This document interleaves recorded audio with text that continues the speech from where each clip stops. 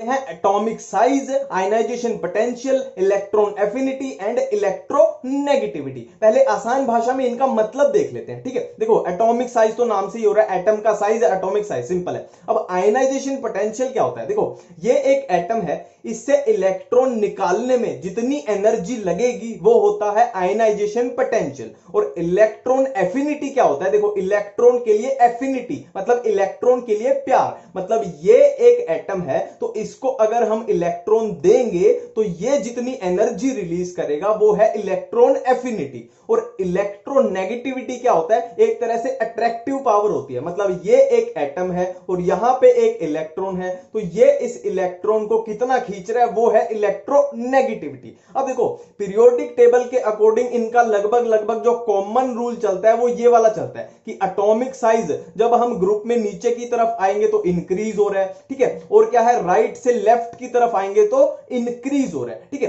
अब यहां पे देखो इन तीनों के लिए लगभग लगभग ये कॉमन सा रूल चलता है कि ग्रुप में ऊपर की तरफ जाएंगे तो इंक्रीज होगा और लेफ्ट से राइट की तरफ जाएंगे तो भी इंक्रीज होगा। पर मेन जो इनमें दिक्कत आती है, कंफ्यूजन, इनमें जो एक्सेप्शन होती है वहां पे हम फंस जाते हैं और क्वेश्चन भी वहीं से आते हैं ना, जो थोड़ा सा फंसाने वाला क्वेश्चन है। तो सबसे पहले है एक एक करके करेंगे ना, पहले एटॉमिक साइज की जो एक्सेप्शनल केस है, फिर इसका। इलेक्ट्रोनेगेटिविटी में ऐसी कोई एक्सेप्शन नहीं होती, ये इसी के हिसाब से लगभग लगभग चलता है, ठीक है। तो एटॉमिक साइज की एक्सेप्शन क्या बोलती है? देखो बहुत सुपर हिट क्वेश्चन है, बहुत बार पूछा गया है, इस पे 5 स्टार लगा लेना आप, ठीक है। देखो जर्कोनियम और हाफनियम का लगभग लगभग सेम साइज होता है, जर्कोनियम और हाफनियम का लगभग लगभग सेम साइज होता है और इसका रीजन क्या है? Lanthanoid contraction. मैं फिर से बोल रहा हूं सुपर हिट क्वेश्चन है, लेंथेनॉइड कॉन्ट्रैक्शन। अब लेंथेनॉइड कॉन्ट्रैक्शन का रीजन क्या होता है? पुअर शील्डिंग इफेक्ट ऑफ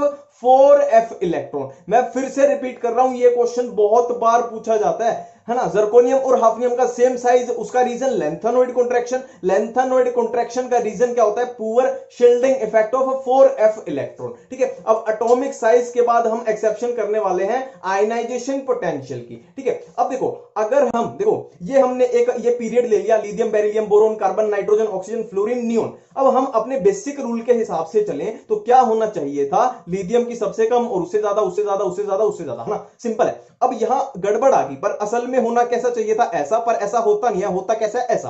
अब इसमें डिफरेंस क्या आया कि बेरिलियम जो है वो एक स्टेप आगे कूद गया, मतलब बोरोन से आगे आ गया, है ना, ये बेरिलियम। और यहां पे क्या हुआ? नाइट्रोजन भी एक स्टेप आगे कूद गया, मतलब ऑक्सीजन से आगे आ गया। अब इसका रीजन क्या है? देखो ये क्या है? ये क्या है? S1, ये क्या है? S2, ये P1, P2 और ये है P3। अब देखो ये है फुल्ली फिल्ड, S2 मतलब फुल्ली फिल्ड और P3 क्या है? Half filled. तो हमें पता है कि फुल्ली फिल्ड और हाफ फिल्ड ऑर्बिटल क्या होते हैं? ज्यादा स्टेबल होते हैं, तो इनसे इलेक्ट्रॉन निकालना जो है वो मुश्किल है। तो इसकी वजह से ये एक एक स्टेप अपने आगे कूद गए। यही बेसिक सा याद रखना है आपको, है ना, बहुत इंपॉर्टेंट है, ठीक है। अब देखो हम आईपी की भी एक्सेप्शन कर चुके हैं, अब करते हैं इलेक्ट्रॉन एफिनिटी की। अब देखो इलेक्ट्रॉन एफिनिटी में क्या एक्सेप्शन है? देखो जब हम पी ब्लॉक के ग्रुप की बात करते हैं, देखो मैंने यहां पे लिख के जानबूझ के काटा है, आप यहां गलती करोगे। पी ब्लॉक के पीरियड की नहीं, जब हम सिर्फ ग्रुप की बात करते हैं, देखो जब हम इस चीज की बात करेंगे तो नॉर्मली ऑर्डर क्या होना चाहिए था? Nitrogen, phosphorus, arsenic, antimony, bismuth, नीचे जाते हुए डिक्रीज होना चाहिए था, ये ऑर्डर होना चाहिए था। पर यहां पे असल में होना ऐसा चाहिए था, पर होता नहीं है। होता कैसा? ऐसा होता है। और चेंज कहां पे आया? यहां पे, मतलब नाइट्रोजन की ज्यादा होनी चाहिए थी, पर यहां हुआ क्या? फास्फोरस की ज्यादा है ना, यहां पे चेंज आया, बाकी सारा सेम है। अब इसका रीजन क्या होता है? देखो जो सबसे ऊपर वाला एलिमेंट है ना, किसी भी ग्रुप में जो सबसे ऊपर है उसका साइज है सबसे छोटा, नीचे वाले का साइज सबसे बड़ा। अब साइज सबसे इसका छोटा है तो इस पे इलेक्ट्रॉन की डेंसिटी ज्यादा है, तो आप इसको इलेक्ट्रॉन जब दोगे तो इलेक्ट्रॉन डेंसिटी ज्यादा है तो ये उसको रिपेल करेगा तो उसकी इलेक्ट्रॉन एफिनिटी मतलब इलेक्ट्रॉन के लिए प्यार कम हो जाएगा। टिपिकल एलिमेंट्स कौन से होते हैं, कैसे याद रखें? देखो T4 typical, T4 third, T4 typical, T4 third. अब आप बोलोगे कि T4 तो 2 भी हो सकता है, तो देखो भाई जब हम पीरियोडिक टेबल पढ़ते हैं तो हम कभी भी ऐसे नहीं पढ़ते कि 1 पीरियड, 2 पीरियड, 3 पीरियड। हम कैसे पढ़ते हैं? First period, second period, third period. तो 2 है वो होगा S4 सेकंड और T से सिर्फ एक ही हो सकता है, T4 थर्ड। तो टिपिकल एलिमेंट्स कौन से हो गए? Third period elements. क्लियर है? अब देखो ब्रिज एलिमेंट्स कौन से होते हैं, कैसे याद रखें। देखो कोई भी ब्रिज होता है, मान लो किसी नदी के ऊपर से एक ब्रिज है। अब ब्रिज का काम क्या होता है, ब्रिज का काम होता है दो जगह को आपस में जोड़ना, ठीक है। ब्रिज कभी भी तीन जगह को नहीं जोड़ता, ना चार जगह को जोड़ता, ना एक जगह को। ब्रिज का काम होता है दो जगह को आपस में जोड़ना। तो ब्रिज एलिमेंट्स कौन से हो गए, सेकंड पीरियड एलिमेंट। तो typical element third period, bridge element second period elements. Clear है। अब नेक्स्ट है एनामलस पेयर्स। इनको कैसे याद रखें, देखो बहुत सिंपल ट्रिक है। आमिर खान तेरी इच्छा ठंडी पेप्सी क्यों नहीं, ठीक है। आमिर खान जो है वो गरम पेप्सी पीता है, आमिर खान गरम पेप्सी पीता है, तो हम उसको पूछ रहे हैं कि आमिर खान तेरी इच्छा ठंडी पेप्सी क्यों नहीं। ये हो गया अपने एनामलस पेयर, बहुत सिंपल है। अब नेक्स्ट है मेटालॉइड्स। इसको कैसे याद रखें, देखो शिव जी की आरती, शिव जी भगवान की आरती किसी को भी याद नहीं है, ना मेरे को याद है ना आपको याद है, तो कहीं पे लिखी हुई है। मैं आपको एडवाइस दे रहा हूं कि सारे के सारे वहां से टेप लेते हैं मतलब चीटिंग कर लेते हैं, वहां से देख लेते हैं, ठीक है। तो क्या है, शिव जी की आरती, शिव जी की आरती सब ऐसे टेपो। सिंपल है किसी को भी याद नहीं है, वहां पे लिखी हुई है, तो मैं आपको बोल रहा हूं वहां से टेप लेते हैं। शिव जी की आरती सब ऐसे टेपो। अब ये हो गए मेटालॉइड्स। नेक्स्ट डायगोनल रिलेशनशिप क्या होती है और किसके बीच में होती है। देखो डायगोनल क्या होता है, हमने सिंपली 8वीं 9वीं 10वीं के मैथ में भी देखा होगा। डायगोनल क्या होता है, ये मान लो एक स्क्वायर है, डायगोनल क्या होगा, इधर से लेके इधर ये एक डायगोनल है, या इधर से लेके इधर ये भी एक डायगोनल है। अब डायगोनल रिलेशनशिप मतलब ये वाला जो एटम है या एलिमेंट है, ये वाला एलिमेंट है और ये वाला एलिमेंट है, इसके बीच में जो रिलेशनशिप है उसको हम बोल रहे हैं डायगोनल रिलेशनशिप, ठीक है। अब यहां से शुरू करते हैं। ये है सेकंड पीरियड, ये है थर्ड पीरियड, ये है फोर्थ पीरियड। अब फोर्थ पीरियड में क्या इंट्रोड्यूस हो गए, यहां पे डी ब्लॉक। सिंपल है, ठीक है। अब देखो डायगोनल लिथियम से शुरू करते हैं। लिथियम का डायगोनल कौन सा हो गया, मैग्नीशियम। सिंपल है। अब बेरिलियम का डायगोनल कौन सा होगा, एल्यूमिनियम। सिंपल है। बोरोन का डायगोनल कौन सा होगा, सिलिकॉन। सिंपल है। बस यही तीन याद रखने हैं, इससे ज्यादा याद नहीं रखने, इससे ज्यादा पूछे भी नहीं जाएंगे। लिथियम का डायगोनल, बेरिलियम का डायगोनल और बोरोन का डायगोनल, बस इतना याद रख लेना, ये आपका टॉपिक क्लियर है। अब नेक्स्ट देखो, बातें छोटी छोटी है पर कई बार यही छोटी बातें हमारा क्वेश्चन गलत करा देती है। मैं गारंटी दे रहा हूं अब भी बहुत सारे बच्चों को लग रहा होगा कि यार हाँ यार इसमें तो सच्ची में कंफ्यूजन होती है। देखो representative elements S plus P block वाले एलिमेंट्स को हम बोलेंगे representative, transition element D block वाले और inner transition element F block वाले। सिंपल है। अब नेक्स्ट है डोबेनियर ट्राइड रूल। देखो मैं फिर से बोल रहा हूं कि ये सारा एनसीईआरटी में दिया हुआ है, तो ओवर स्मार्ट मत बनना कि ये तो फालतू का करा रहा है, ये सब एनसीईआरटी में लिखा हुआ है, ठीक है, जाके चेक कर लेना। अब ये क्या बोलता है, देखो यहां पे लिखा हुआ है ट्रायड, ट्रायड मतलब तीन, तो हमने ग्रुप में तीन एलिमेंट ले लिए, जैसे फॉर एग्जांपल हम ले लेते हैं लिथियम, सोडियम और पोटेशियम, ठीक है। अब इनका एटॉमिक मास हमें पता है, लिथियम का कितना होता है 7, सोडियम का कितना होता है 23 और पोटेशियम का कितना होता है 39। सिंपल है, इतना क्लियर है। देखो अब इस भाई साहब ने क्या बोला कि अगर हम 7 मतलब ये फर्स्ट वाले का और लास्ट वाले के एटॉमिक मास को प्लस कर दें, मतलब 7 + 39 और उसको 2 से डिवाइड कर दें, तो आंसर कितना आएगा, बीच वाले का जितना एटॉमिक मास है। तो ये एक उसके हिसाब से तो ये मैजिकल इक्वेशन थी, और उस टाइम पे मैजिकल थी भी, कि हम ऊपर वाले का और नीचे वाले का तीन लेने हैं, ऊपर वाले का और नीचे वाले का प्लस करके 2 से डिवाइड कर दे, तो आंसर क्या आ रहा है, बीच वाले का एटॉमिक मास। तो ये था ये ट्रायड रूल। नेक्स्ट है न्यूलैंड ऑक्टेव रूल। फिर से बोल रहा हूं एनसीईआरटी में दिया हुआ है, ज्यादा शाणे मत बनना, करना ही करना है, ठीक है। देखो ये है सेकंड पीरियड, ये है थर्ड पीरियड, ये है फोर्थ पीरियड। अब फोर्थ पीरियड में यहां पे डी ब्लॉक एलिमेंट इन्वॉल्व हो गए, यहां पे इंट्रोड्यूस हो गए डी ब्लॉक एलिमेंट। तो देखो यहां तक कहां तक, मतलब कैल्शियम तक कोई डिस्टरबेंस नहीं है, आराम से गाड़ी चल रही है। कैल्शियम के बाद क्या आए, डी ब्लॉक। तो एक सिंपल सा रूल है कि ये न्यूलैंड ऑक्टेव रूल जो है ये अप्लाई होता है जहां तक गाड़ी अपनी नॉर्मल चल रही है, मतलब कैल्शियम तक अप्लाई होगा। अब ये कहता क्या है, देखो यहां पे है ऑक्टेव, ओक्टा, ओक्टा का मतलब क्या होता है 8, 8, ठीक है। तो सिंपली ये रूल क्या बोलता है, हमें 8 से याद आ जाएगा कि मान लो लिथियम से हम स्टार्ट करें, तो लिथियम के बाद जो 8वां एलिमेंट आएगा उसकी प्रॉपर्टी लिथियम से मैच करेगी। अब यहां पे इसकी लिमिटेशन थी कि यहां पे नोबल गैस नहीं बनी थी, नोबल गैस जब ये रूल बना, नोबल गैस तब तक नहीं बनी थी। तो देखो लिथियम से स्टार्ट करते हैं, 1 2 3 4 5 6 7 8, ठीक है, तो ये है पहला, ये है आठवां, ऑक्टा मतलब 8, तो लिथियम से जो आठवां एलिमेंट आएगा उसकी प्रॉपर्टी मैच करेगी। अब सोडियम से आठवां देख लो क्या आएगा, पोटेशियम। अब जब भी तो ये ग्रुप में है, जब भी तो ये सेम ग्रुप में है कि इनकी प्रॉपर्टी मैच करती है, ठीक है। पर दिक्कत क्या है, ये सिर्फ कैल्शियम तक अप्लाई होता है, इतनी ही बात याद रखनी है, खत्म।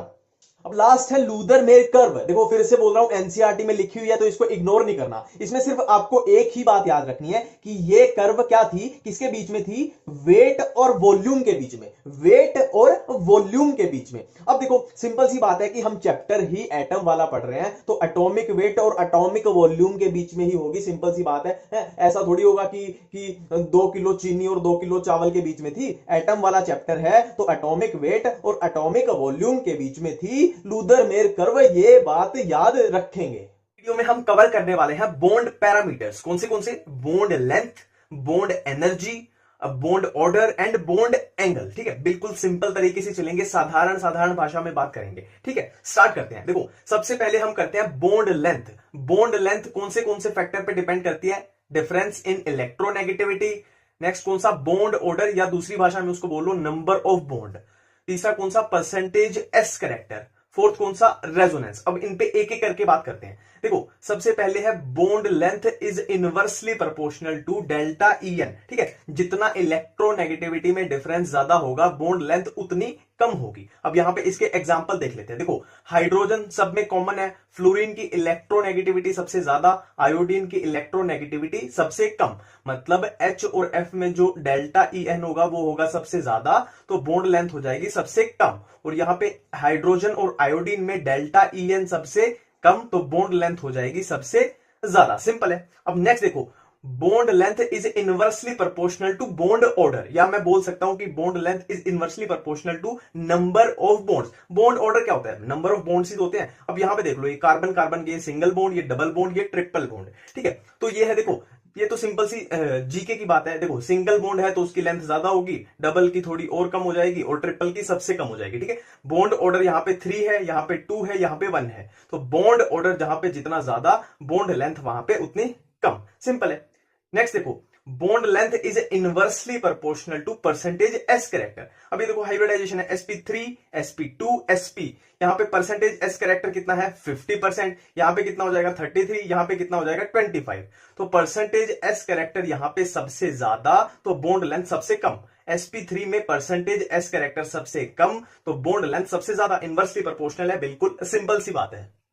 नेक्स्ट है रेजोनेंस। रेजोनेंस कैसे बॉन्ड लेंथ को इफेक्ट करती है। देखो मान लो ये है एक सिंगल बॉन्ड, ये है डबल बॉन्ड। ठीक है, इसकी मान लो बॉन्ड लेंथ है 100, इसकी बॉन्ड लेंथ है 100, तो डबल की सिंगल से थोड़ी कम होगी, मान लो इसकी है 80। अब यहां पे देखो बेंजीन में यहां पे रेजोनेंस हो रही है ना, रेजोनेंस हो रही है, तो इसकी अगर हम इनकी किसी भी, मान लो ये कार्बन ये कार्बन ये कार्बन, इनके बीच की बॉन्ड लेंथ आपसे पूछ ली जाए तो ना तो सिंगल की होगी ना डबल की होगी, क्योंकि यहां पे इलेक्ट्रॉन की मूवमेंट हो रही है। ना तो कोई भी बॉन्ड पूरी तरीके से सिंगल है ना डबल है, क्योंकि इलेक्ट्रॉन की वो मूवमेंट हो रही है। तो इसकी रेजोनेंस में क्या होगा, किसी भी कार्बन कार्बन कार्बन के बीच की बॉन्ड लेंथ क्या होगी, ना तो पूरी तरीके से ये ना पूरे तरीके से ये, मतलब 80 से 100 के बीच में होगी, है ना। अब बात करते हैं हम बॉन्ड एनर्जी की। देखो बॉन्ड एनर्जी का बहुत सिंपल सा है, bond energy is directly proportional to bond order and inversely proportional to bond length. अब इसको सिंपल तरीके से कॉमन सेंस पे समझो। देखो बॉन्ड ऑर्डर यानी नंबर ऑफ बॉन्ड, मान लो ये है कार्बन कार्बन, ये ट्रिपल बॉन्ड है, ये डबल बॉन्ड है और ये सिंगल बॉन्ड है, तो इसमें बॉन्ड ऑर्डर सबसे ज्यादा, इसमें बॉन्ड ऑर्डर सबसे कम। तो यहां पे देखो ट्रिपल बॉन्ड है यानी बॉन्ड ऑर्डर सबसे ज्यादा है, तो ट्रिपल बॉन्ड को तोड़ने में ज्यादा एनर्जी लगेगी, तो bond order is directly proportional to ये बॉन्ड एनर्जी हो जाएगा। ठीक है, अब बॉन्ड लेंथ की बात करते हैं। सिंपल सी बात है, देखो ये है मान लो HF और ये है HI, तो जितनी ज्यादा बॉन्ड लेंथ होगी उसको तोड़ना उतना आसान है, और ये जितनी कम बॉन्ड लेंथ होगी उसको तोड़ना उतना मुश्किल है। तो जितनी ज्यादा बॉन्ड लेंथ उतनी कम बॉन्ड एनर्जी, मतलब उतनी कम एनर्जी चाहिए बॉन्ड को तोड़ने में। ये कॉमन सेंस पे हो गया अपना। नेक्स्ट है बॉन्ड एंगल। देखो बॉन्ड एंगल का आपसे कोई भी क्वेश्चन पूछ लिया जाए, आपको पूरा स्टेप वाइज चलना है। ठीक है, स्टेप वाइज चलेंगे। देखो यहाँ पे स्टेप 1 क्या कहता है, चेक दी हाइब्रिडाइजेशन। कोई भी आपसे बॉन्ड एंगल का ऑर्डर पूछ लिया गया, पहला काम हम क्या करेंगे, चेक दी हाइब्रिडाइजेशन। तो हाइब्रिडाइजेशन के बेस पे क्या होगा, percentage S character is directly proportional to bond angle. ये एक एग्जांपल देख लेते हैं। देखो ये BeCl2, BCl3, CH4, इसकी हाइब्रिडाइजेशन कितनी, sp, इसकी sp2, इसकी sp3। अब इनके बॉन्ड एंगल कंपेयर करके बताओ। देखो s कैरेक्टर यहां पे सबसे ज्यादा, फिर उससे कम, फिर उससे कम।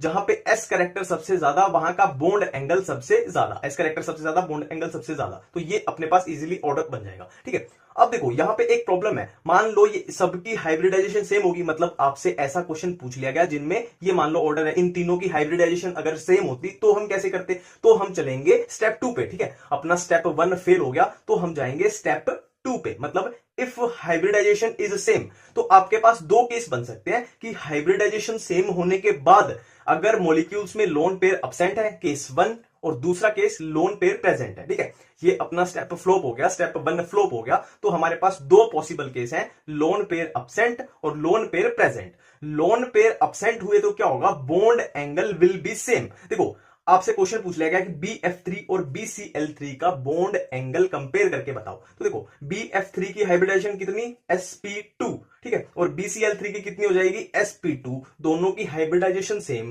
बोरोन पे कोई लोन पेयर नहीं है, बोरोन पे कोई लोन पेयर नहीं है, मतलब हाइब्रिडाइजेशन सेम है, लोन पेयर अब्सेंट है, तो दोनों के बॉन्ड एंगल हो जाएंगे बिल्कुल बराबर। और केस 2 क्या कहता है कि hybridization same, lone pair present, तो क्या होगा, bond angle inversely proportional to lone pair. देखो CH4 की हाइब्रिडाइजेशन sp3, ये अमोनिया की हाइब्रिडाइजेशन sp3, दोनों की हाइब्रिडाइजेशन बराबर, कार्बन पे कोई लोन पेयर नहीं, बट नाइट्रोजन पे यहां पे है एक लोन पेयर, तो जिस पे लोन पेयर कम उसका बॉन्ड एंगल ज्यादा, मतलब कार्बन पे लोन पेयर नहीं है तो इसका बॉन्ड एंगल हो जाएगा ज्यादा। सिंपल है।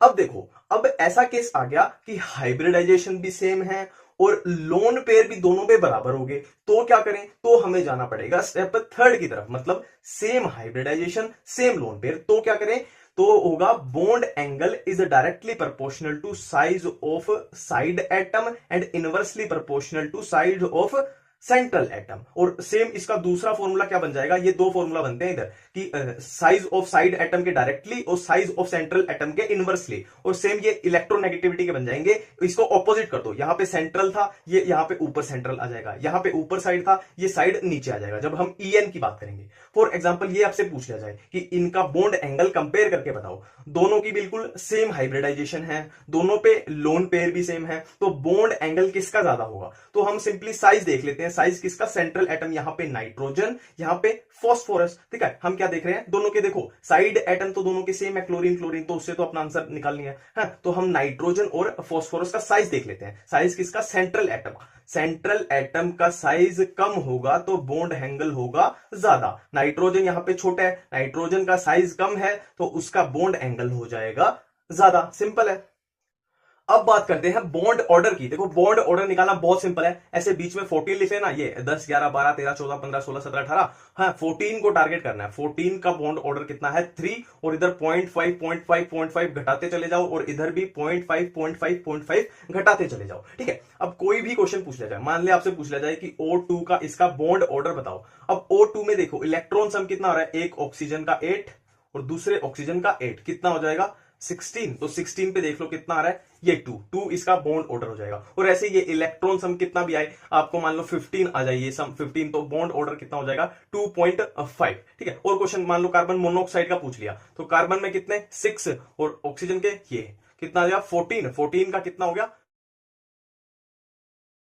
देखो बात सिंपल सी है, पूरी इनऑर्गेनिक केमिस्ट्री में अगर आपसे एसिडिक स्ट्रेंथ या बेसिक स्ट्रेंथ का क्वेश्चन पूछ लिया जाए तो ये दो जड़ी बूटी अप्लाई करनी है। ये क्या बोलती हैं कि acidic strength is directly proportional to electronegativity, और बेसिक स्ट्रेंथ हो जाएगी इनवर्सली प्रोपोर्शनल टू इलेक्ट्रोनेगेटिविटी। ठीक है, अब इस जड़ी बूटी, इस ट्रिक की सिर्फ एक एक्सेप्शन है। एक्सेप्शन क्या है, पीएच यानी पी ब्लॉक के हाइड्राइड्स। पी ब्लॉक के हाइड्राइड्स में ये वाली चीज अप्लाई नहीं होगी, उसमें क्या अप्लाई होगा, acidic strength is directly proportional to size and basic strength is inversely proportional to size. Clear बात है। अब इन्हीं जड़ी बूटी के बेस पे हम करेंगे क्वेश्चन। ठीक है, देखो ये क्वेश्चन है एसिडिक स्ट्रेंथ को कंपेयर करना है, तो सबसे पहले हम एक्सेप्शन को देखेंगे कि कहीं हमसे पी ब्लॉक के हाइड्राइड्स तो नहीं पूछ लिए। अब इसमें देखो कहीं भी हाइड्रोजन नहीं है, मतलब टेंशन मत लो, अपनी जो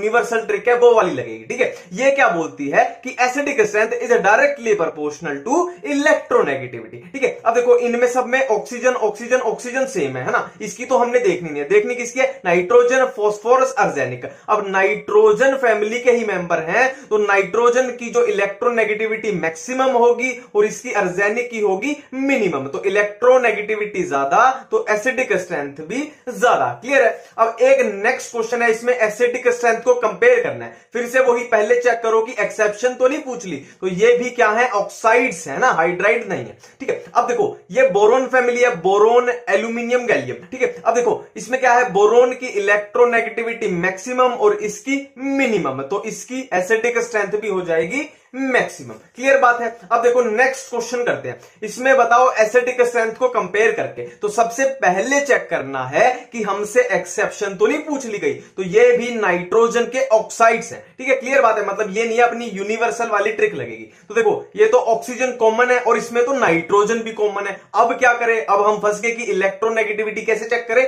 तो अब सिंपली हम क्या करेंगे, नाइट्रोजन की ऑक्सीडेशन स्टेट निकालेंगे, इसमें +1 और इसमें +2 और इसमें कितनी +3, तो इस नाइट्रोजन पे है सबसे ज्यादा पॉजिटिव चार्ज, मतलब इसकी इलेक्ट्रोनेगेटिविटी हो गई मैक्सिमम, है ना। सबसे ज्यादा पॉजिटिव चार्ज मतलब इलेक्ट्रॉन को सबसे ज्यादा अट्रैक्ट करेगा, इसकी मैक्सिमम इलेक्ट्रोनेगेटिविटी, इसकी मिनिमम, तो acidic strength is directly proportional to electronegativity. तो ये अपने पास ऑर्डर बन गया, ठीक है। अब नेक्स्ट क्वेश्चन है, देखो इसमें एसिडिक स्ट्रेंथ कंपेयर करके बताओ। अब सबसे पहले चेक करना है कि पी ब्लॉक के हाइड्राइड्स तो नहीं पूछ लिए अपने से, तो ध्यान से देखो ये है पी ब्लॉक के हाइड्राइड्स, क्या है, हाइड्रोजन हाइड्रोजन हाइड्रोजन, और ये है बाकी के क्या है, पी ब्लॉक के एलिमेंट्स। क्लियर है। अब इसमें ये वाली ट्रिक नहीं लगेगी, इसमें लगेगी ये acidic strength is directly proportional to size. अब हाइड्रोजन सब में सेम है तो उसके साइज का कोई लेना देना नहीं है, तो बचे क्या, इनके साइज। अब देखो ऑक्सीजन फैमिली में ऑक्सीजन सबसे छोटा और ये हो जाएगा सबसे बड़ा, है ना। डाउन दी ग्रुप क्या होता है, साइज इंक्रीज होता है, तो ये अपने पास ऑर्डर बन जाएगा, ये अपने पास ऑर्डर बन जाएगा ना, ये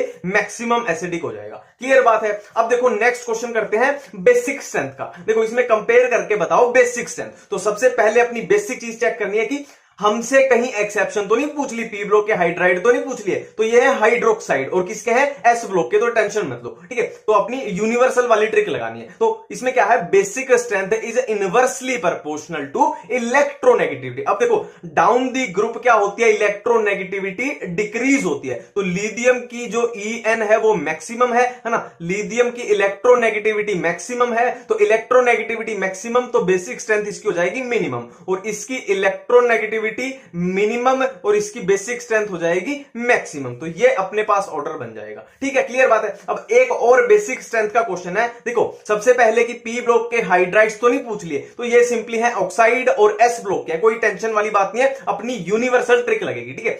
इसमें क्या देखना है, सबसे पहले इलेक्ट्रोनेगेटिविटी देखते हैं। देखो बेरिलियम है, बेरिलियम फिर डाउन द ग्रुप क्या है, डिक्रीज होगी, मतलब बेरिलियम की इलेक्ट्रोनेगेटिविटी मैक्सिमम और बेसिक स्ट्रेंथ मिनिमम, इसकी क्या है, इसकी इलेक्ट्रोनेगेटिविटी मिनिमम और बेसिक स्ट्रेंथ मैक्सिमम, इनवर्सली है ना, तो ये अपने पास ऑर्डर बन जाएगा। क्लियर बात है।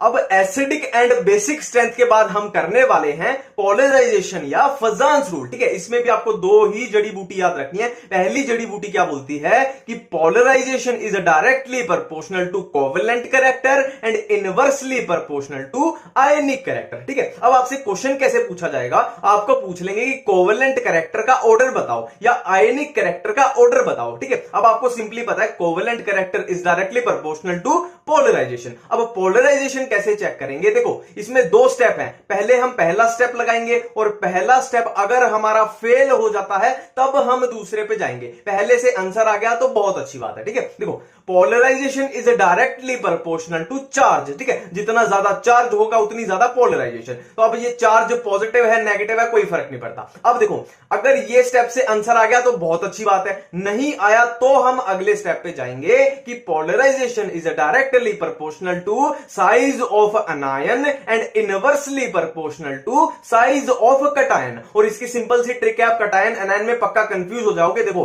पैनासोनिक का P फॉर पोलराइजेशन, पैनासोनिक का AC, पैनासोनिक का AC। अब देखो ये आपसे क्वेश्चन पूछ लिया कि इसमें कोवेलेंट कैरेक्टर का ऑर्डर लगा के बताओ, ठीक है। अब हमें सिंपली पता है कि covalent character is directly proportional to polarization, और पोलराइजेशन का पहला स्टेप क्या बोलता है, polarization is directly proportional to charge, ठीक है। अब सिंपली चार्ज देख लेते हैं। देखो क्लोरीन क्लोरीन क्लोरीन सब में कॉमन है, सब में -1 होगा क्लोरीन पे, तो ये तो कॉमन आ गया, चार्ज सब में बराबर है। और इधर सोडियम पे +1, Mg पे +2 और एल्यूमिनियम पे +3, तो जिसमें जितना ज्यादा चार्ज उतनी ज्यादा पोलराइजेशन, तो इसकी क्या होगी, पोलराइजेशन सबसे ज्यादा तो कोवेलेंट कैरेक्टर भी सबसे ज्यादा, ठीक है। अब सेम एग्जांपल से अगर आप पूछ ले कि आयनिक कैरेक्टर का ऑर्डर बताओ, तो आयनिक क्या है, इनवर्सली है, तो इसके लिए बिल्कुल ऑपोजिट ऑर्डर हो जाएगा, है ना, सेम ही बात है, ठीक है। अब एक नेक्स्ट क्वेश्चन देखो, इसमें कोवेलेंट कैरेक्टर बताओ, तो covalent character is directly proportional to polarization, और polarization is directly proportional to पहला स्टेप क्या बोलता है, चार्ज, ठीक है। देखो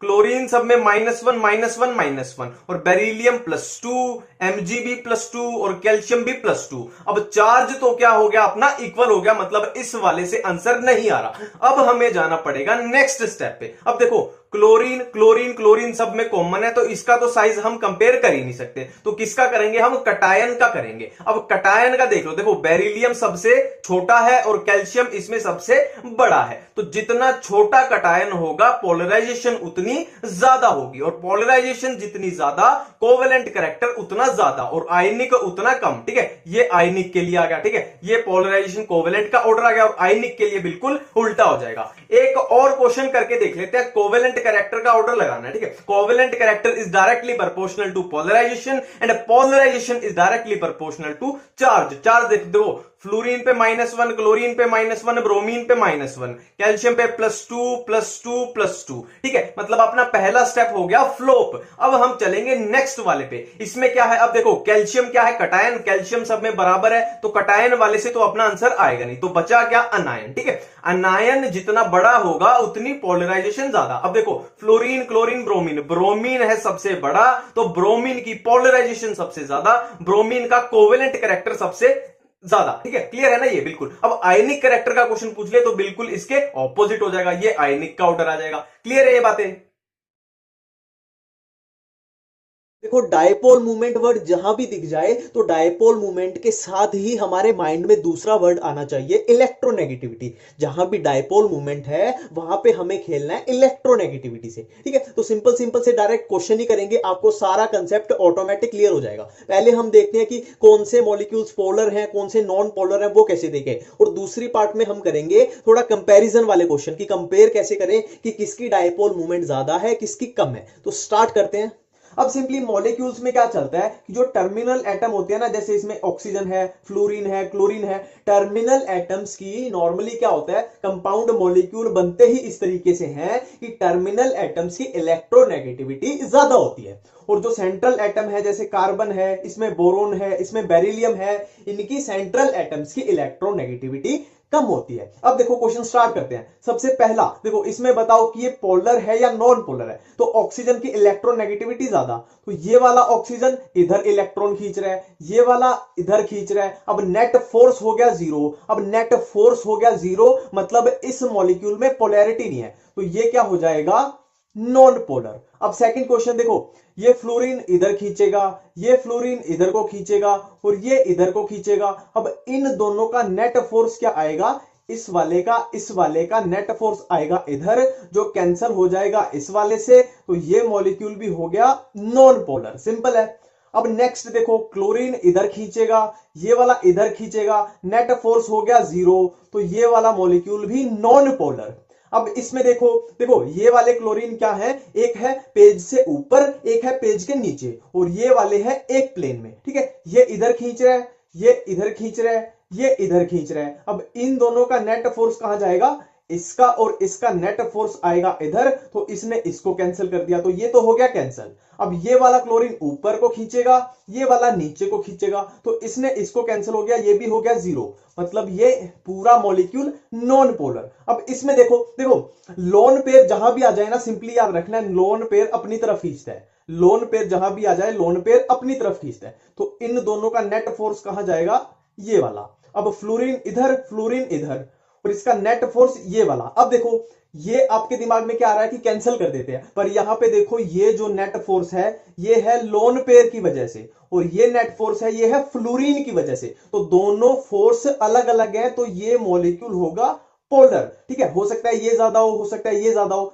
मतलब फोर्स की वैल्यू अलग अलग है, सिंपल है। अब देखो ये वाला, देखो ये ऑक्सीजन इधर को खींच रहा है, ये वाला इधर को, ये वाला इधर को, इन दोनों का नेट फोर्स ये नीचे को, ये इसको कैंसिल कर देगा, मतलब ये हुआ नॉन पोलर। अब देखो लोन पेयर हमने क्या बोला था, लोन पेयर हमेशा अपनी तरफ खींचता है, ये लोन पेयर ऊपर को, ये ऑक्सीजन इधर, ये ऑक्सीजन इधर, तो दोनों ऑक्सीजन का नेट फोर्स आ जाएगा यहां बीच में। अब लोन पेयर ये है, ये एरो है लोन पेयर की वजह से, और ये वाला एरो है ऑक्सीजन की वजह से, मतलब ये फोर्स अलग है, ये फोर्स अलग है, कौन ज्यादा है हमें नहीं पता, बस हमें ये पता है ये मॉलिक्यूल होगा पोलर, क्योंकि फोर्स बैलेंस नहीं हो रहे, नेट फोर्स जीरो नहीं हो रहा। अब इसमें देखो ये वाला फ्लोरीन इसको कैंसिल कर देगा, ये वाला फ्लोरीन इसको कैंसिल कर देगा, ये वाला फ्लोरीन इसको कैंसिल कर देगा, तो मॉलिक्यूल क्या हो गया, नॉन पोलर। अब इसमें देखो ये वाले फ्लोरीन ने इसको कैंसिल कर दिया, ये वाला फ्लोरीन इधर को फोर्स लगा रहा है, ये क्लोरीन इधर लगाएगा, ये क्लोरीन इधर लगाएगा।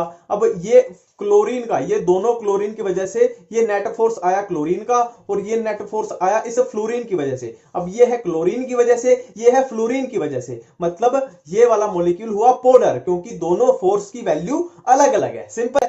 अब हम कुछ क्वेश्चंस कंपैरिजन के करके देख लेते हैं कि कंपेयर करके बताओ किसका डायपोल मूवमेंट ज्यादा है किसका कम है। गेम वही है, इलेक्ट्रोनेगेटिविटी, और कुछ नहीं, दूसरी चीज ही नहीं है, सिर्फ इलेक्ट्रोनेगेटिविटी। अब फर्स्ट में देखो, देखो ये लोन पेयर है, लोन पेयर अपनी तरफ खींचता है हमें पता है, हाइड्रोजन की तो इलेक्ट्रोनेगेटिविटी कम है, इसके तो उल्टा ऑक्सीजन ही इलेक्ट्रॉन खींच लेगा, तो इसका ये पूरे मॉलिक्यूल का नेट फोर्स कहां जा रहा है, ऊपर की तरफ। इसमें देखो लोन पेयर अपनी तरफ खींचेगा, सिंपल है, फ्लोरीन की इलेक्ट्रोनेगेटिविटी ज्यादा, तो ये अपनी तरफ, मतलब इनका नेट फोर्स यहां पे, फ्लोरीन का यहां पे, तो यहां पे हो रही है फोर्स कैंसिलेशन, और ये है नेट ऊपर, तो इसका डाइपोल मूवमेंट हो जाएगा ज्यादा। ठीक है, अब सेकंड क्वेश्चन देखो, सिंपली इलेक्ट्रोनेगेटिविटी को देखना है, फ्लोरीन की इलेक्ट्रोनेगेटिविटी मैक्सिमम, आयोडीन की मिनिमम, तो फ्लोरीन वाला हो जाएगा, मतलब फ्लोरीन जो है हाइड्रोजन के मैक्सिमम इलेक्ट्रॉन पुल कर लेगा, तो HF की डाइपोल मूवमेंट हो जाएगी ज्यादा, इसकी मिनिमम, ऑर्डर बन जाएगा ये, खत्म।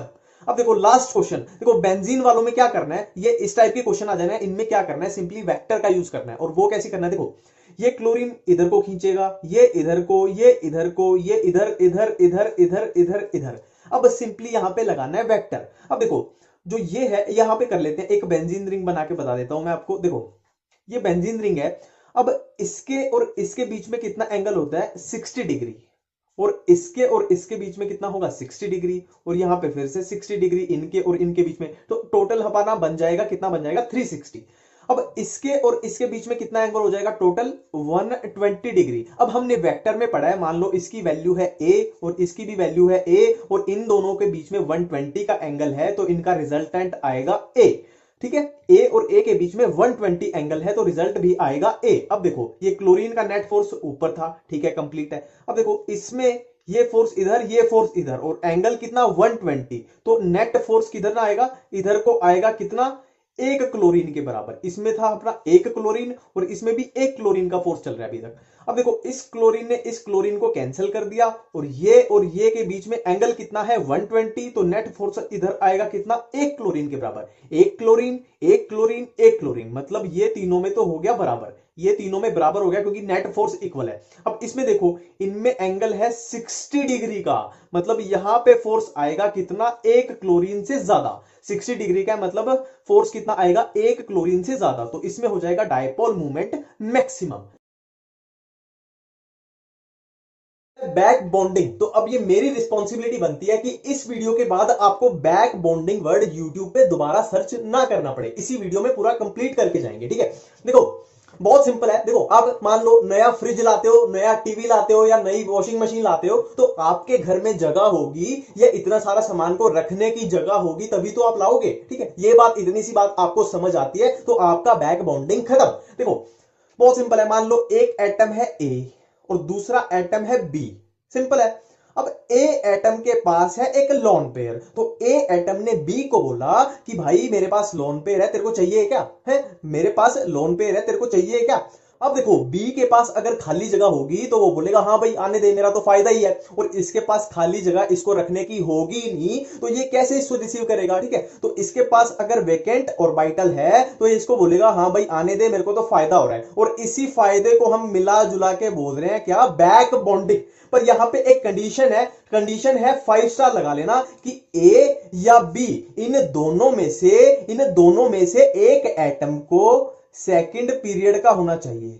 इन दोनों में से एक, मिनिमम एक एटम को सेकंड पीरियड का होना ही चाहिए, तभी बैक बॉन्डिंग पॉसिबल है। ठीक है, अभी आपको पूछना चाहिए कि ए और बी अगर दोनों सेकंड पीरियड के हुए तो क्या होगा? तो मैं बोलूंगा अगर दोनों सेकंड पीरियड के हैं तो बहुत अच्छी बैक बॉन्डिंग होगी। ठीक है, दोनों सेकंड पीरियड के हैं तो बहुत अच्छी बैक बॉन्डिंग।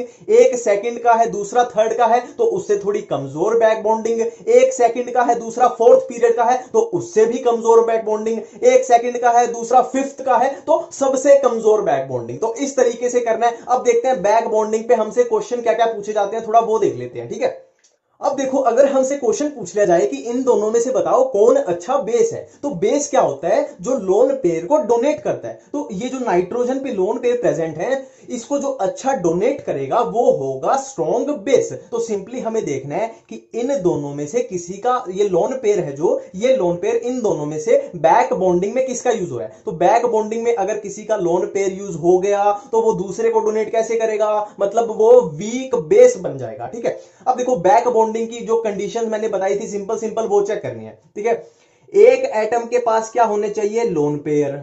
ठीक है, एक एटम के पास लोन पेयर, तो ये रिक्वायरमेंट दोनों में पूरी हो रही है। ठीक है, अब दूसरे एटम के पास इस लोन पेयर को रिसीव करने के लिए क्या होना चाहिए? Vacant orbital. तो कार्बन के पास नहीं है।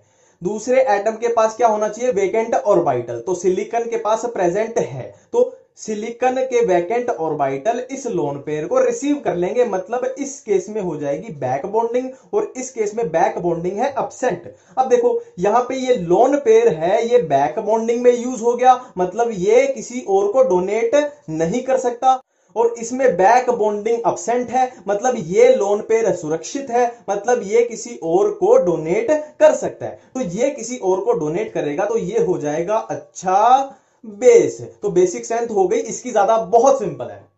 अब देखो नेक्स्ट क्वेश्चन, इसमें हमें बतानी है कि जो बी एफ की बॉन्ड लेंथ है वो किसमें ज्यादा होगी, किसमें कम होगी। तो सिंपली देखो बैक बॉन्डिंग देखते हैं। बैक बॉन्डिंग का बेसिक स्टेप क्या है कि वही एक एटम के पास लोन पेयर और दूसरे एटम के पास वैकेंट ऑर्बिटल, और दोनों में से एक एटम सेकंड पीरियड का होना चाहिए। सिंपल है, इतनी सी बात देखनी है। देखो यहां पे देखो, इसमें देखते हैं पहले, बोरोन सेकंड पीरियड का है, बिल्कुल है। फ्लोरीन सेकंड पीरियड का है, बिल्कुल है। तो सेकंड पीरियड वाली रिक्वायरमेंट अपनी पूरी। अब देखो एक एटम में वैकेंट ऑर्बिटल, तो बोरोन के पास वैकेंट ऑर्बिटल है, बिल्कुल है, और फ्लोरीन के पास लोन पेयर है, बिल्कुल है। तो ये फ्लोरीन के लोन पेयर ये बोरोन के पास आ जाएंगे, तो ये सिंगल बॉन्ड था, ये डबल बॉन्ड बन जाएगा। सिंपल है। अब इसमें देखते हैं, देखो यहां पे सिंपली क्या है, जो बोरोन के पास वैकेंट ऑर्बिटल थे ये है BF4 माइनस। तो ये जो यहां पे ये चीज आई, इसने क्या किया, जो बोरोन के वैकेंट ऑर्बिटल थे उसको खत्म कर दिया। तो यहां पे ये जो फ्लोरीन के लोन पेयर हैं, ये जो इसके वैकेंट ऑर्बिटल में आने चाहिए थे वो नहीं आ पाएंगे, क्योंकि इसका वैकेंट ऑर्बिटल ऑलरेडी इसने, इस माइनस ने खत्म कर दिया। तो यहां पे बैक बॉन्डिंग नहीं होगी और इसमें होगी। तो अब हमें क्या बताना है? Bond length. देखो इसमें BF की है सिंगल बॉन्ड, और यहां पे बैक बॉन्डिंग की वजह से बन गया डबल बॉन्ड। तो डबल बॉन्ड की जो लेंथ होती है वो सिंगल बॉन्ड से हमेशा कम होती है। बहुत सिंपल है।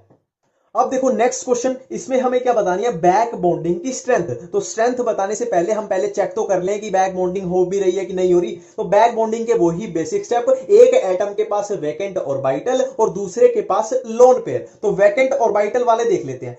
बोरोन है, सब में बोरोन है, तो बोरोन के पास वैकेंट ऑर्बिटल होता है, तो इसमें भी होगा, इसमें भी होगा, इसमें भी होगा। सिंपल है। अब देखना है दूसरे एटम के पास लोन पेयर। तो फ्लोरीन पे लोन पेयर होते हैं, क्लोरीन पे भी होते हैं, ब्रोमीन पे भी होते हैं, आयोडीन पे भी होते हैं। और तीसरी कंडीशन क्या थी कि दोनों एटम में से एक एटम को सेकंड पीरियड का होना पड़ेगा। ठीक है, तो इसमें बोरोन देख लो, सब में ही सेकंड पीरियड है, तो बाकी का तो हमें देखना ही नहीं। ठीक है, अब देखते हैं कि बैक बॉन्डिंग की स्ट्रेंथ। ठीक है, अब देखो ये है सेकंड पीरियड का, फ्लोरीन है सेकंड पीरियड का, बोरोन सब में सेकंड पीरियड का हो जाएगा। अब ये क्लोरीन है थर्ड पीरियड, ये है फोर्थ पीरियड, ये है फिफ्थ पीरियड।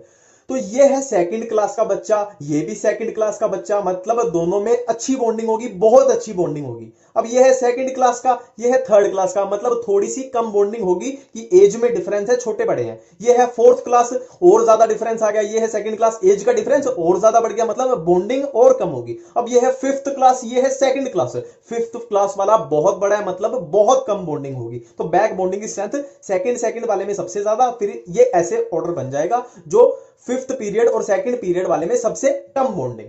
तो ये सिंपल सा एक रूल बना लो कि बैक बॉन्डिंग सेम पीरियड वाले एटम में बहुत अच्छी होगी, डिफरेंट पीरियड वाले में थोड़ी खराब होगी, ठीक है। तो ये बैक बॉन्डिंग में यही 2-3 टाइप के क्वेश्चन बनते हैं, अपनी बुक में ढूंढ ढूंढ के कर लो आप, ठीक है। बेसिक रूल वही चलेगा, एक एटम के पास लोन पेयर, दूसरे के पास वैकेंट ऑर्बिटल, और दोनों एटम में से एक एटम को मिनिमम होना पड़ेगा सेकंड पीरियड का। हाइड्रोजन बॉन्डिंग के लिए अपने को सिर्फ 2 पॉइंट याद करने हैं, याद भी नहीं करने, एक्चुअली सिमिलर ही है ना, सिंपल तरीके से हो जाएंगे। देखो, नाम है हाइड्रोजन बॉन्डिंग, तो एक बात तो बिल्कुल क्लियर है कि हाइड्रोजन बॉन्डिंग में हाइड्रोजन का लेना देना तो होगा, ठीक है। अब देखो, ऐसा हाइड्रोजन जो फोन से जुड़ा हो, ऐसा हाइड्रोजन जो फोन से जुड़ा हो, मतलब फ्लोरीन, ऑक्सीजन या नाइट्रोजन से जुड़ा हो, ठीक है। पहला पॉइंट है, ऐसा हाइड्रोजन जो फोन से जुड़ा हो, वो हाइड्रोजन बॉन्डिंग बनाएगा किसके साथ? फोन के साथ, ठीक है। बिल्कुल सिमिलर पॉइंट है, ठीक है। हाइड्रोजन बॉन्डिंग पढ़ रहे हैं तो हाइड्रोजन का लेना देना तो होगा। तो हमने 2 पॉइंट किए कि ऐसा हाइड्रोजन जो फोन से जुड़ा हो, वो हाइड्रोजन बॉन्डिंग बनाएगा किसके साथ? फोन के साथ। देखो, मैंने अभी जो भी बोला आपको इजीली समझ में आ जाएगा। देखो, मैं आपको 2 कंडीशन बताता हूं। देखो, ये है CH4 और यहां पे है हमारे पास ये HF, ठीक है। अब आपसे पूछ लिया जाए कि इनमें हाइड्रोजन बॉन्डिंग यहां होगी कि नहीं होगी। अब देखो, पहली कंडीशन हमारी क्या थी कि ऐसा हाइड्रोजन जो फोन से जुड़ा हो, मतलब फ्लोरीन, ऑक्सीजन या नाइट्रोजन से। यहां पे कार्बन है, मतलब ये पहली कंडीशन सेटिस्फाई नहीं हो रही। दूसरी कंडीशन सेटिस्फाई हो रही है कि यहां पे फोन होना चाहिए, पर ये कंडीशन सेटिस्फाई नहीं है, तो यहां पे हाइड्रोजन बॉन्डिंग नहीं होगी। अब दूसरी कंडीशन मैं आपको देता हूं, मान लो ये है HF और ये है HF, ठीक है। अब इसमें आपसे पूछ लिया जाए कि हाइड्रोजन बॉन्डिंग होगी कि नहीं होगी, तो पहला स्टेप वाइज देखना है कि ऐसा हाइड्रोजन जो फोन से जुड़ा हो, मतलब यहां पे फ्लोरीन है तो पहली कंडीशन सेटिस्फाई। तो ऐसा हाइड्रोजन जो फोन से जुड़ा हो, वो फोन के साथ, मतलब फ्लोरीन, ऑक्सीजन या नाइट्रोजन के साथ, तो यहां भी फोन अपना सेटिस्फाई हो रहा है, मतलब ये हाइड्रोजन बॉन्डिंग होगी। तो ये मेरे ख्याल से आपको समझ में आ गया। अब बात करते हैं हाइड्रोजन बॉन्डिंग के टाइप्स की। देखो, हाइड्रोजन बॉन्डिंग 2 टाइप की, इंटरमोलिक्यूलर एंड इंट्रामोलिक्यूलर। तो ये तो नाम से ही पता लग रहा है, इंटरमोलिक्यूलर मतलब 2 मॉलिक्यूल्स के बीच, और इंट्रामोलिक्यूलर मतलब एक मॉलिक्यूल के अंदर। तो पहले हम देखते हैं इंटरमोलिक्यूलर। तो नाम से ही पता लग रहा है, सिंपल सा इसका एग्जांपल वही ले लेते हैं, HF HF HF। तो इसमें सिंपली क्या होगा, देखो, फ्लोरीन की इलेक्ट्रोनेगेटिविटी ज्यादा, तो इस पे आ जाएगा डेल्टा नेगेटिव, इस पे डेल्टा पॉजिटिव, इस पे भी ऐसे डेल्टा पॉजिटिव, इस पे डेल्टा नेगेटिव, इस पे डेल्टा पॉजिटिव, इस पे डेल्टा नेगेटिव। तो ये पॉजिटिव और नेगेटिव के बीच थोड़ा अट्रैक्शन हो जाएगा, पॉजिटिव और नेगेटिव के बीच थोड़ा अट्रैक्शन हो जाएगा। तो ये एक मॉलिक्यूल, ये एक मॉलिक्यूल, ये एक मॉलिक्यूल, तो मॉलिक्यूल्स के बीच में जो बॉन्डिंग हो रही है उसको हम बोल देंगे इंटरमॉलिक्यूलर, 2 मॉलिक्यूल्स के बीच। अब हम बात करते हैं इंट्रामोलिक्यूलर हाइड्रोजन बॉन्डिंग। देखो, नाम से ही पता लग रहा है एक मॉलिक्यूल के अंदर। ये नॉर्मली क्या होता है, ऑर्गेनिक कंपाउंड जैसे रिंग रिलेटेड होते हैं ना, इनमें पाई जाएगी। अब देखो, ये कंपाउंड है, ये है OH बॉन्ड, ये है CHO। अब यहां पे क्या होगा, देखो, ये ऑक्सीजन पे क्या आ जाएगा, पार्शियल नेगेटिव, कार्बन पे पार्शियल पॉजिटिव, इधर ये ऑक्सीजन पे पार्शियल नेगेटिव, ये हाइड्रोजन पे पार्शियल पॉजिटिव, तो ये पार्शियल पॉजिटिव, ये पार्शियल नेगेटिव, तो यहां पे क्या हो जाएगा, ये हो जाएगी बॉन्डिंग, जिसको हम बोल देंगे हाइड्रोजन बॉन्डिंग। हाइड्रोजन बॉन्डिंग की अपनी वो कंडीशन देख लेते हैं कि ऐसा हाइड्रोजन जो फोन से जुड़ा हो, वो फोन के साथ हाइड्रोजन बॉन्डिंग बनाएगा। तो दोनों कंडीशन अपनी सेटिस्फाई हो रही है, और ये एक मॉलिक्यूल के अंदर है, इसलिए इसको बोल देंगे इंट्रामोलिक्यूलर। इतनी बात क्लियर है। अब करते हैं सबसे जरूरी बात कि हाइड्रोजन बॉन्डिंग के रिलेटेड किसी भी क्वेश्चन को कैसे सोल्व करें। देखो, मेरे को वीडियोस को ज्यादा खींचना पसंद नहीं है, इसीलिए मैंने ये जड़ी बूटी तैयार की है, और ये रिजल्ट कैसे आई ये भी कोई बहुत बड़ी साइंस नहीं है, आप कॉमन सेंस से सोचोगे आपको पता लग जाएगा, ठीक है। पर ये जड़ी बूटी आप नोट डाउन कर लो, और इनकी हेल्प से हाइड्रोजन बॉन्डिंग का कोई भी क्वेश्चन आप सोल्व कर सकते हो। क्वेश्चन एक एक सोल्व करो और मेरे को कमेंट में बताओ, ठीक है। इससे ये ऐसे क्या ऐसे नोट डाउन कर लो, इससे सारे क्वेश्चन आपके सोल्व हो जाएंगे। देखो देखो इसमें क्या है, boiling point and melting point intermolecular hydrogen bonding की वजह से इंक्रीज होगा और इंट्रा की वजह से डिक्रीज होगा। सोल्यूबिलिटी इंटर की वजह से इंक्रीज, इंट्रा की वजह से डिक्रीज। सरफेस टेंशन इंक्रीज होगी दोनों केस में, इंटर भी इंट्रा भी। विस्कोसिटी दोनों केस में इंक्रीज, इंटर भी इंट्रा भी। अब इसको याद करने की एक ट्रिक बताता हूं। देखो, इंटरमोलिकुलर हाइड्रोजन बॉन्डिंग की वजह से सब कुछ इंक्रीज हो रहा है, सब कुछ इंक्रीज हो रहा है। और इंट्रा की वजह से क्या है, melting point and solubility decrease and surface tension and viscosity increase. ठीक है, इंटर की वजह से सब कुछ इंक्रीज और इंट्रा की वजह से surface tension and viscosity increase हो रही है, बाकी boiling point and melting point and solubility decrease हो रहा है। वाले सिंपल सी ट्रिक जिसकी हेल्प से हम किसी भी मॉलिक्यूल को सिंपली देख के बता सकते हैं कि वो पैरामैग्नेटिक होगा या डायमैग्नेटिक होगा। ठीक है, तो देखो, आपसे किसी भी मॉलिक्यूल के बारे में पूछ लिया जाए तो सिंपली आपको एक चीज देखनी है, इलेक्ट्रॉन सम, उस मॉलिक्यूल का इलेक्ट्रॉन सम। अगर उस मॉलिक्यूल का इलेक्ट्रॉन सम इवन आता है तो वो मॉलिक्यूल होगा डायमैग्नेटिक, और अगर इलेक्ट्रॉन सम ओड आता है तो वो मॉलिक्यूल होगा पैरामैग्नेटिक। ठीक है, पर इस मेथड की छोटी सी एक्सेप्शन है, वो है दशहरा और 16 सोमवार। इसको ऐसे ही याद रखना है, नहीं तो आप भूल जाओगे। ठीक है, दशहरा और 16 सोमवार, दशहरा से आया 10 और 16 सोमवार से 16, 10 एंड 16। देखो, 10 एंड 16 वैसे तो इवन नंबर है तो होने तो चाहिए डायमैग्नेटिक, पर ये होते हैं पैरामैग्नेटिक, इसीलिए एक्सेप्शन है। ठीक है, अब अपने मेथड का यूज करके कुछ एग्जांपल्स देख लेते हैं। देखो, फर्स्ट है H2। H2 में इलेक्ट्रॉन सम कितना हुआ, 2, तो 2 है इवन नंबर, तो ये हो जाएगा डायमैग्नेटिक। ठीक है, H2 प्लस में इलेक्ट्रॉन सम हुआ 1, तो 1 हो गया ऑड नंबर, तो ये हो जाएगा पैरामैग्नेटिक। N2 में इलेक्ट्रॉन सम आया 14, तो 14 है इवन नंबर, तो N2 हो जाएगा डायमैग्नेटिक। O2 है 16, तो 16 सोमवार, 16 हमारे पास क्या था, एक्सेप्शन, तो ये हो जाएगा पैरामैग्नेटिक। वैसे तो ये इवन था, होना तो चाहिए था डायमैग्नेटिक, पर 16 सोमवार और दशहरा क्या थे, एक्सेप्शन, तो ये हो जाएगा पैरामैग्नेटिक। ठीक है, O2 प्लस में इलेक्ट्रॉन सम आया 15, मतलब ऑड नंबर, तो ये हो जाएगा पैरामैग्नेटिक। ठीक है, फॉर्मल चार्ज बिल्कुल इजी मेथड से कैसे निकालें। देखो, ये CO2 का मॉलिक्यूल है, अब इसमें हमको बोल दिया जाए कि इस कार्बन का फॉर्मल चार्ज निकालो, तो बिल्कुल सिंपल सा मेथड है। देखो, कार्बन का हमें निकालना है फॉर्मल चार्ज, तो सबसे पहले जिस भी एटम का फॉर्मल चार्ज निकालना है उसके वैलेंस इलेक्ट्रॉन लिख लो। अब कार्बन के वैलेंस इलेक्ट्रॉन हमको पता है कितने, 4। ठीक है, अब इसमें से माइनस कर दो, माइनस क्या करना है वो बताता हूं, इस पे ध्यान देना। देखो, इस पर्टिकुलर मॉलिक्यूल में है ना, ये CO2 का मॉलिक्यूल है, तो CO2 के मॉलिक्यूल में इस कार्बन के पास जितने इलेक्ट्रॉन हैं उसको माइनस कर दो। सिंपल है। देखो, इस कार्बन के पास कितने इलेक्ट्रॉन है, मान लो ये पॉइंट, अब अगर मैं ऐसे ड्रॉ करूं इसको, तो देखो यहां पे ये 2 इलेक्ट्रॉन इस कार्बन के, ये 2 किसके हैं, ऑक्सीजन के। सेम यहां पे ये 2 इलेक्ट्रॉन है कार्बन के और ये 2 हैं ऑक्सीजन के। तो इस कार्बन के पास टोटल कितने इलेक्ट्रॉन है, 1 2 3 4, और कोई भी लोन पेयर प्रेजेंट नहीं है। ठीक है, तो कितने हैं, 4, तो इसका फॉर्मल चार्ज आ जाएगा 0, 4 - 4 0। अब नेक्स्ट अगर हम बात करें कि ऑक्सीजन का फॉर्मल चार्ज निकालना है, ठीक है, तो सेम मेथड है। सबसे पहले ऑक्सीजन के वैलेंस इलेक्ट्रॉन निकलो, कितने, 6, माइनस इस पर्टिकुलर मॉलिक्यूल में ऑक्सीजन के पास कितने इलेक्ट्रॉन है काउंट कर लेते हैं, तो 1 2 और 2 लोन पेयर है। ठीक है, 2 + 2 कितने हो जाएंगे, 6, तो कितना आ जाएगा, 0। और सेम इस ऑक्सीजन के लिए भी कितना आ जाएगा, 0। ठीक है, क्लियर है। अब एक और एग्जांपल लेके देख लेते हैं। देखो, ये ओजोन का मॉलिक्यूल है, कुछ ऐसे है, इस ऑक्सीजन के पास 2 लोन पेयर, इसके पास 1 और इसके पास 3। ठीक है, अब इन ऑक्सीजन की हम कर देते हैं नंबरिंग, ये ऑक्सीजन नंबर 1, ये ऑक्सीजन नंबर 2 और ये ऑक्सीजन नंबर 3। तो सबसे पहले हम निकालते हैं इस वाले ऑक्सीजन का, ऑक्सीजन नंबर 1 वाले का फॉर्मल चार्ज। तो देखो, ऑक्सीजन नंबर 1 हो या 2 हो या 3 हो, एक बात तो क्लियर है कि ऑक्सीजन के जो वैलेंस इलेक्ट्रॉन है वो सेम रहेंगे, क्या रहेंगे, 6। ठीक है, अब देखो माइनस क्या करना है कि इस पर्टिकुलर मॉलिक्यूल में ऑक्सीजन नंबर 1 के पास कितने इलेक्ट्रॉन है, कितने इलेक्ट्रॉन है काउंट कर लेते हैं। ठीक है, तो ये देखो, ये 2 हैं इस वाले ऑक्सीजन के और ये 2 हैं ऑक्सीजन नंबर 2 वाले के, तो इसके पास कितने इलेक्ट्रॉन है, 1 2 3 4 5 6, तो 6 - 6, ठीक है, कितना आ गया, ये 0। अब ऑक्सीजन नंबर 2 की जब बात करें तो 6 माइनस कितना करना है, जितना इसके पास इलेक्ट्रॉन है, तो इसके पास कितने इलेक्ट्रॉन है, ये देखो, ये 1 है इस ऑक्सीजन का और ये 1 है इस ऑक्सीजन का, तो इसके पास कितने हैं, 1 2 3 और 4 5, ये लोन पेयर वाले। ठीक है, तो कितना आ जाएगा, 5, ये कितना आ गया, +1, है ना। अब ऑक्सीजन नंबर 3 की बात करें तो इसके पास कितने इलेक्ट्रॉन है इस पर्टिकुलर मॉलिक्यूल में, देखो ये 1 और 3 लोन पेयर, 1 2 3 4 5 6 और एक ये 1 हो गया, कितना हो गया, 7, तो ये कितना आ जाएगा, -1। ठीक है, ये अपना फॉर्मल चार्ज का सिंपल सा फंड। इस वीडियो में हम बात करने वाले हैं इनर्ट पेयर इफेक्ट के बारे में। देखो, सबसे पहली बात करते हैं कि इनर्ट पेयर इफेक्ट होता कहां पे है। देखो, नॉर्मली कहां पे, boron family, carbon family, nitrogen family and oxygen family. पहली बात बिल्कुल क्लियर है। अब बात करते हैं कि इनर्ट पेयर इफेक्ट होता क्या है। देखो, यहां पे देखो, बोरोन फैमिली में यहां पे वैलेंस इलेक्ट्रॉन कितने हैं, 2 + 1 3, मतलब बोरोन फैमिली की मैक्सिमम ऑक्सीडेशन स्टेट +3। यहां पे वैलेंस इलेक्ट्रॉन कितने 4, तो मैक्सिमम ऑक्सीडेशन स्टेट +4। ऐसे ही इसकी वैलेंस इलेक्ट्रॉन कितने हो जाएंगे 5, तो मैक्सिमम ऑक्सीडेशन स्टेट +5, और इसकी कितनी हो जाएगी +6। इतनी बात बिल्कुल क्लियर है। मतलब नॉर्मली क्या होगा, बोरोन फैमिली मैक्सिमम कितनी ऑक्सीडेशन स्टेट शो करेगी +3, कार्बन वाली +4, नाइट्रोजन वाली +5 एंड ऑक्सीजन वाली फैमिली मैक्सिमम ऑक्सीडेशन स्टेट कितनी +6।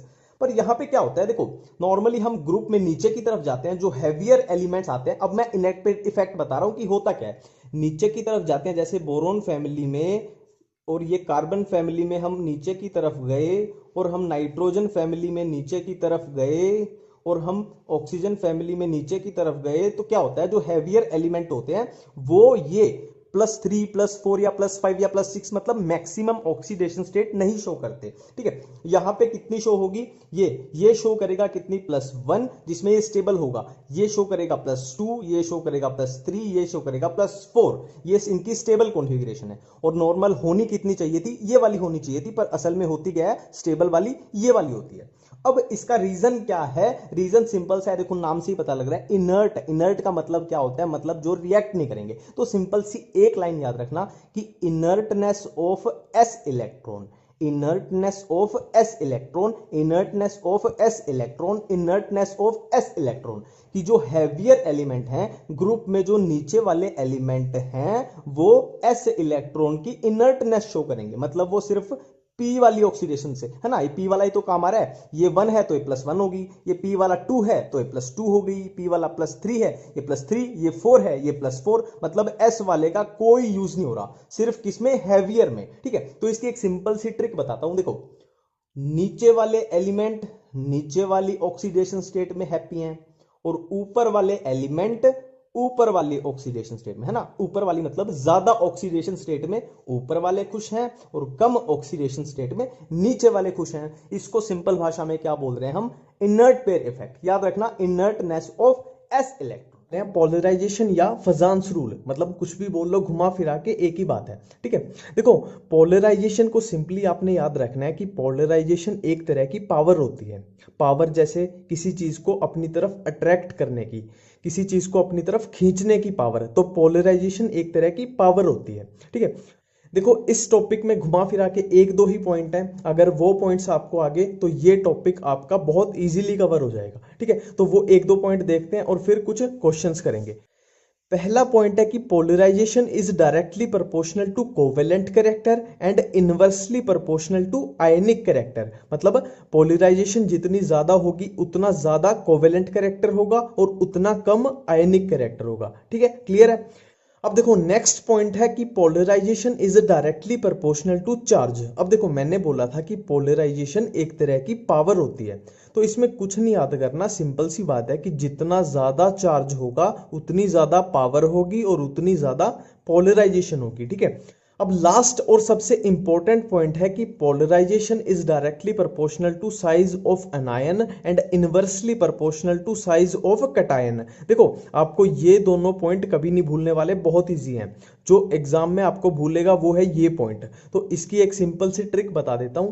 पैनासोनिक का AC, ठीक है, पैनासोनिक का AC, P for Panasonic, P for polarization, AC, A से एनायन और C से कैटायन। तो पैनासोनिक का AC मतलब polarization is directly proportional to size of anion and inversely proportional to size of cation. अब देखो फर्स्ट एग्जांपल, अगर आपसे पूछ लिया जाए कि NaCl और MgCl2 में कौन ज्यादा कोवेलेंट है, तो देखो कोवेलेंट कैरेक्टर डायरेक्टली प्रोपोर्शनल होता है पोलराइजेशन के। ठीक है, और पोलराइजेशन डायरेक्टली प्रोपोर्शनल है चार्ज के। तो सिंपली देख लो, अब देखो Na पे +1 चार्ज और MgCl2 पे +2। ठीक है, ये +1 ये +2, इस पे चार्ज ज्यादा है तो इसकी पोलराइजेशन ज्यादा हो जाएगी, तो कोवेलेंट कैरेक्टर इसका ज्यादा हो जाएगा। सिंपल है। ठीक है, अब नेक्स्ट देखो NaCl और KCl में से आपसे पूछ लिया जाए कि कौन ज्यादा कोवेलेंट है, तो covalent character directly proportional to polarization, फिर है polarization is directly proportional to charge. तो देखो इस पे +1, इस पे -1, इस पे +1, इस पे -1, चार्ज तो इक्वल है, तो इससे हमारा सॉल्व नहीं हो रहा। अब इस पे चलते हैं। देखो polarization directly proportional to size of anion and inversely proportional to size of cation, Panasonic का AC। ठीक है, अब देखो Cl बराबर है, तो इससे आंसर नहीं आने वाला। अब देखो, अब बचा हमारे पास ऑप्शन कटायन का। अब देखो कटायन जितना स्मॉल होगा उतनी ज्यादा पोलराइजेशन होगी। अब इसमें सोडियम है स्मॉलर, तो पोलराइजेशन सोडियम की ज्यादा होगी और कोवेलेंट कैरेक्टर भी इसका ज्यादा होगा। ठीक है,